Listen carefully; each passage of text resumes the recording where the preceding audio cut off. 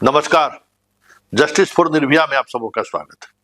और आज हम जस्टिस फॉर निर्भया में हम बात कर रहे हैं निर्भया की लड़ाई अब दिल्ली पहुंच गई है। लगातार जहानाबाद से जो कह सकते हैं कि लड़ाई का जो दौर शुरू हुआ, वैसे पटना में ही शुरुआती पहले दिन 12 तारीख को लोग सड़क पर उतरे थे और वो सिलसिला अब थमने का नाम नहीं ले रहा है। एक तरफ पद यात्रा, एक तरफ आक्रोश मार्च, एक तरफ मौन जुलूस, और आज दिल्ली में जंतर मंतर पर लोगों ने धरना दिया है। और उस धरना के दौरान तय हुआ है कि ये लड़ाई अब सड़क से सदन तक, हाई कोर्ट से सुप्रीम कोर्ट तक लड़ी जाएगी। हालांकि हाई कोर्ट में परिजन की याचिका को खारिज कर दिया है। परिजन सीबीआई जांच के बजाय जज के, न्यायाधीश के निगरानी में जांच की मांग की थी, जिसको वो खारिज कर दिया है। आज जंतर मंतर पर क्या हुआ, लोगों ने क्या राय रखी, जरा उसकी एक वानगी आप देख लीजिए। क्या लोग कह रहे हैं, किस तरीके से निर्भया के माँ बाप के साथ लोग खड़े हुए, और जो लोग शामिल हुए उसमें नारा क्या रहा। कहीं न कहीं सम्राट निशाने पर रहे। चर्चा निशांत मतलब नीतीश जी के बेटे का भी हुआ।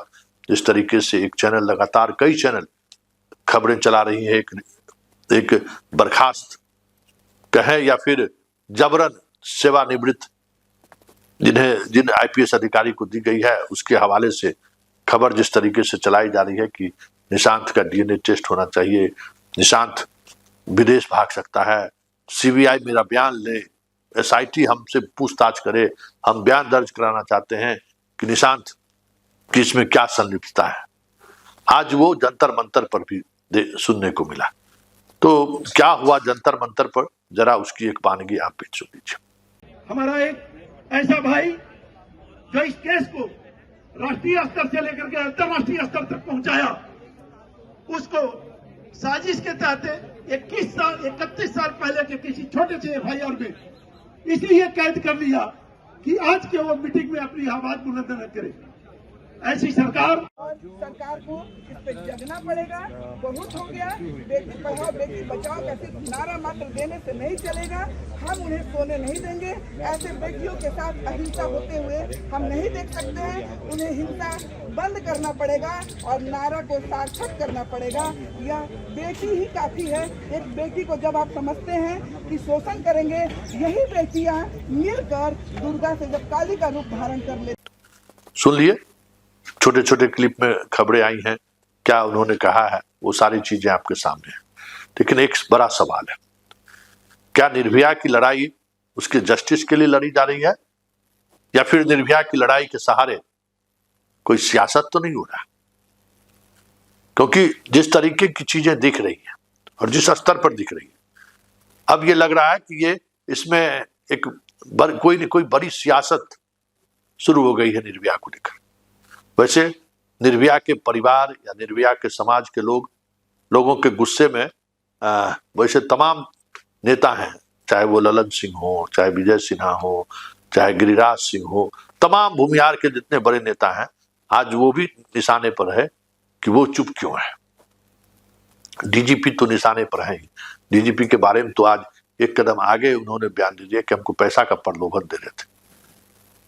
तो ये इस लेवल पर बातें पहुंचनी। एसएसपी भूमिहार है, भूमिहार को लेकर एसएसपी के अंदर क्या चीजें चलती हैं पटना के लोगों से छुपा हुआ नहीं है। डीजीपी पर भी आरोप लगा है और उस आरोप को लेकर जिस तरीके से चीजें चल रही हैं वो भी किसी से छुपी ही नहीं है। तो मतलब अपने बिरादरी के पदाधिकारी, अपने बिरादरी के नेता उनके निशाने पर हैं। आखिर निर्भया की न्याय की लड़ाई के लिए ये निशाने पर हैं या फिर किसी और बड़े गोल की तरफ इनका नजर है? क्योंकि चर्चा सब तरह से हो रहा है। सम्राट पर को निशाने पर लेना, सम्राट को टारगेट पर लेना, क्या सियासत उस तरफ भी तो नहीं बढ़ रही है? मतलब कई तरह की चीजें आ रही हैं। पटना में भी आंदोलन होना है, विधानसभा घेराव की घोषणा है। 10 तारीख को विधानसभा घेराव होगा और पूरे बिहार से लोगों को बुलाया गया है कि आइए हम लोग विधानसभा के जगह। मतलब ये आंदोलन निरंतर जारी रहे, निरंतरता बनी रहे। पप्पू यादव की गिरफ्तारी के बाद तो राष्ट्रीय फलक पर इस आंदोलन को एक पहचान तो बन ही गया और प्रियंका गांधी से लेकर राहुल गांधी तक ट्वीट करके इस मसले पर उन्होंने सवाल खड़े किए।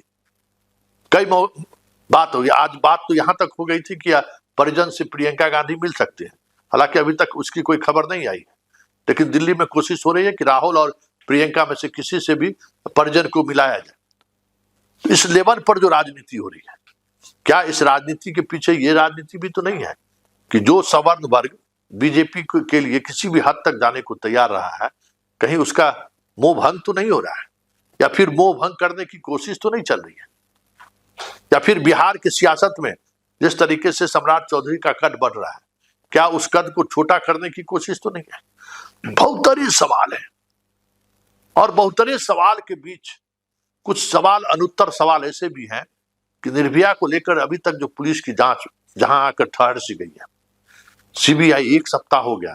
अमूमन सीबीआई को डबल इंजन की सरकार है, बिहार सरकार के सांसद के भरोसे दिल्ली में सरकार चल रही है और वो सरकार किसी मसले को लेकर 7 दिनों से 1 सप्ताह से ज्यादा समय ले लिया हो उस केस को टेक ओवर करने के लिए, ये कैसे हो सकता है।